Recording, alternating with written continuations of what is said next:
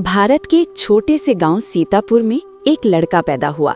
नाम था रघुवीर, लेकिन सब उसे प्यार से रघु कहते थे। रघु का जन्म किसी अमीर घर में नहीं हुआ था। न उसके घर में सोने का पालना था, न खिलौनों की भरमार। उसके घर की छत टपकती थी, दीवारें कच्ची थीं और फर्श मिट्टी का था। रघु के पिता शिवराम दूसरों के खेतों में मजदूरी करते थे। दिन भर धूप में जलते, तब जाकर शाम को 200-250 रुपए मिलते। माँ धनिया दूसरों के घरों में बर्तन मांजती थी।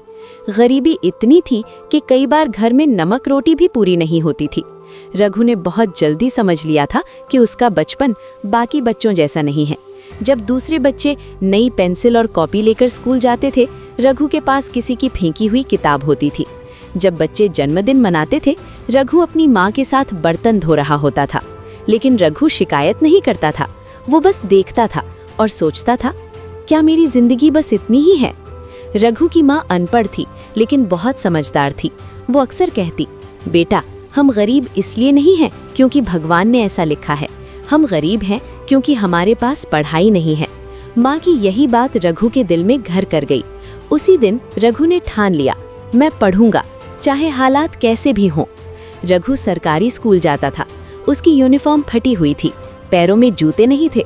अमीर घरों के बच्चे उसका मजाक उड़ाते, अरे देखो, गरीब आ गया, तेरे घर में तो खाने को भी नहीं होगा। हर ताना रघु के सीने में छुरी की तरह चुभता था, लेकिन वो चुप रहता। वो जानता था, शोर मचाने से नहीं, मेहनत करने से जवाब मिलता है। एक साल बारिश कम हुई, खेती खराब हो गई। उसी समय रघु के पिता गंभीर बीमार पड़ गए।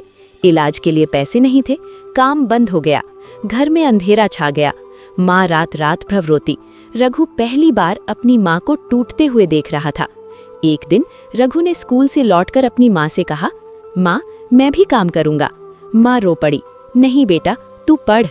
लेकिन हालात जज्बात नहीं देखते। रघु ने स्कूल के बाद एक चाय की दुकान पर काम शुरू किया। सुबह पढ़ाई, शाम को काम और रात में थकी आंखों से किताब। 10वीं की परीक्षा आई। रघु ने पूरी मेहनत की, लेकिन काम और पढ़ाई के दबाव में वो फेल हो गया। पूरे गांव में चर्चा हो गई, देखा, गरीब का बच्चा पढ़ नहीं सकता। उस रात रघु पहली बार खुद से हार गया। वो देर रात खुले आसमान के नीचे बैठा और बोला, अगर तू मुझे गिराना चाहता है तो गिरा ले, लेकिन मैं उठूंगा जरूर। अगले दिन से उसने खुद को पहले से 2 गुना झोंक दिया। अगले साल रघु दोबारा परीक्षा में बैठा। इस बार उसने हार नहीं मानी। दिन में काम, रात में पढ़ाई और दिल में सिर्फ एक सपना, हालात बदलने का। जब रिजल्ट आया, रघु पास हो गया, वो भी अच्छे नंबरों से। माँ ने उसे सीने से लगा लिया। उस दिन गरीबी थोड़ी कम नहीं हुई, लेकिन उम्मीद कई गुना बढ़ गई। 12वीं के बाद रघु शहर गया। शहर जहाँ सपने बड़े होते हैं और इंसान छोटा। एक छोटा सा कमरा, 3 लोग, एक चूल्हा। दिन में फैक्ट्री में काम, रात में पढ़ाई। एक दिन मालिक ने गलती से रघु को ज्यादा पैसे दे दिए। रघु ने 1-1 रुपया लौटा दिया। मालिक हैरान रह गया। यहीं से किस्मत ने करवट ली। रघु को नई जिम्मेदारियां मिलने लगी। वो सबसे पहले आता, सबसे आखिर जाता। धीरे धीरे वो मैनेजर बन गया। रघु ने थोड़ी थोड़ी बचत की और अपना छोटा सा काम शुरू किया। शुरुआत में नुकसान हुआ, लोगों ने मजाक उड़ाया, तनाव बढ़ा, लेकिन रघु रुका नहीं। कुछ सालों बाद रघु का नाम शहर में जाना जाने लगा। आज उसके पास गाड़ी थी, घर था, सम्मान था, लेकिन सबसे बड़ी चीज आत्मसम्मान। रघु वापस अपने गांव लौटा। वही लोग जो कभी हंसते थे, आज सिर झुकाकर सलाम कर रहे थे।